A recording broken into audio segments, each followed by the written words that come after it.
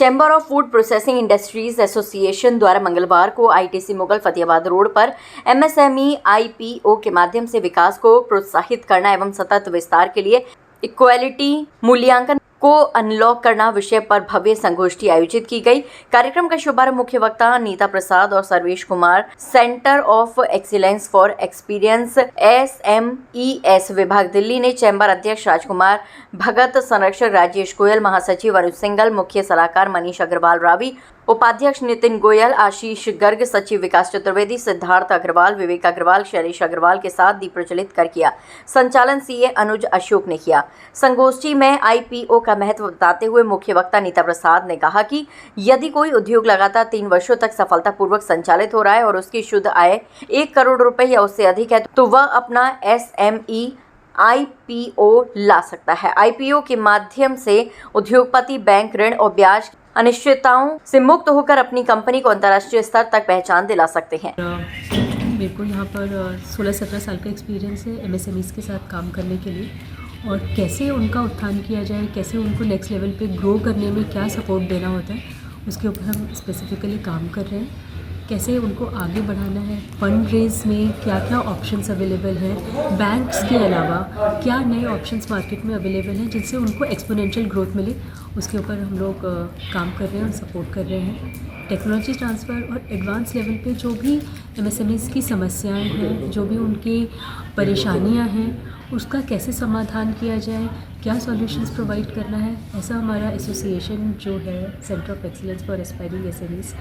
काम कर रहा है और लगातार सतत प्रयास कर रहा है कि कैसे हम MSMEs को सपोर्ट करें, कैसे उनको आगे लेके जाएं, कैसे उनकी समस्या का समाधान करें और कैसे उनकी समस्याएं गवर्नमेंट के सामने रिप्रेजेंट करें ताकि उनका सॉल्यूशन निकल सके। कुछ एक टिप्स जो आप देना चाहेंगे आगरा के उद्यमियों? हाँ, तो जैसे कि जो नई ऑप्शंस हैं जिनकी मैं बात कर रही थी, एक्सटर्नल इक्विटी की जो बात कर रहे थे, SME IPO के लिए बात कर रहे थे, हमारी समस्या सबसे ज़्यादा ये है कि Tier 1 Tier 2 सिटीज़ में लोगों को अवेयरनेस नहीं है। तो सबसे पहले क्या है, अपने को अवेयर करना है, अपने को उस लायक बनाना है, कैसे हमें रेडी रखना है, कैसे अपने बुक्स ठीक करने हैं, कैसे अपने को उस लायक बनाना है कि हम SME IPO की तरफ जा सकें और ग्रो कर सकें। तो ग्रोथ एक बार में नहीं होती। आज अगर हम बोलते हैं कि कल हम ग्रो कर लेंगे तो ऐसा नहीं होता, हमें उसके लिए पूरी तैयारी करनी पड़ती है। तो क्या तैयारी करनी है, कैसे तैयारी करनी है, उसके लिए सबसे पहले हमें अपना मन बनाना है, उस चीज़ को सोचना है कि हमें कैसे आगे बढ़ना है। तो उस प्रयास के लिए सबसे पहले मन बना करके फिर आगे बढ़ने के लिए क्या क्या प्रोसेसेस होते हैं वो तैयार करने हैं, उसको समझना है और आगे बढ़ने के कोई लिमिटेशंस नहीं है। तो बेसिकली मैं यही बोलना चाहूँगी। एक अभी मुझे याद आ गया लोकोक्ति कविता जो जनरली मुझे पसंद भी है। तो बोला जाता है कि दुष्यंत कुमार जी ने बोला है कि कौन कहता है कि आसमान में सुराग नहीं हो सकता, एक पत्थर तो तबीयत से उछालो यारो। मतलब कोशिश आपको ही करनी है, गवर्नमेंट का सपोर्ट है, एसोसिएशंस का सपोर्ट है, और आजकल एनवायरनमेंट जो ऐसा बना हुआ है, आप जानते हैं मोदी सरकार भी बहुत कोशिश कर रही है कि SMEs का उत्थान कैसे हो सके, कैसे उनको आगे बढ़ाया जा सके। तो गवर्नमेंट भी प्रयास कर रही है,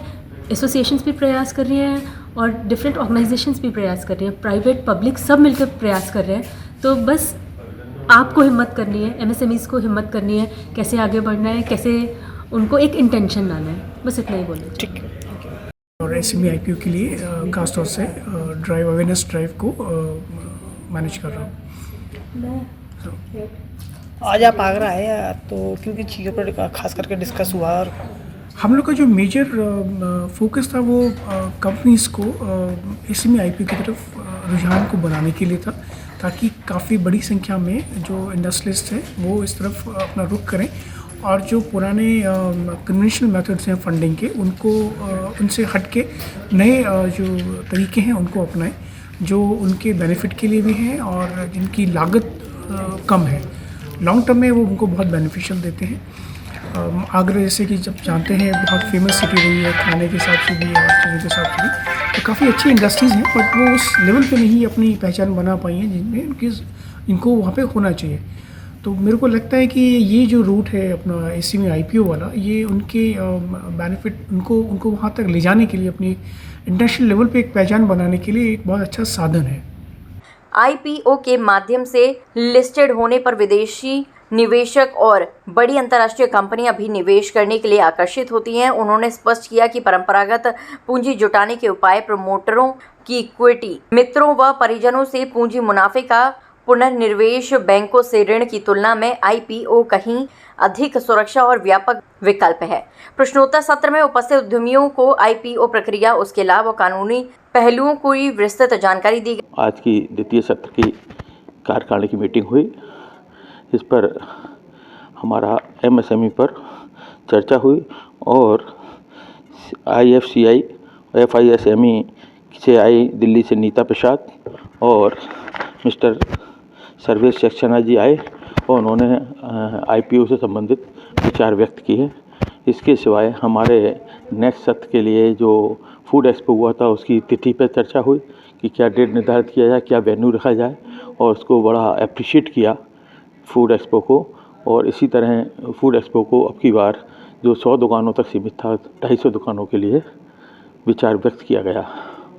और उसको दोबारा से जेपी के लिए अनुमोदन किया गया कि होटल जेपी में ही करेंगे और उसके बाद जनरल बॉडी की मीटिंग में और डिसाइड कर लिया जाएगा।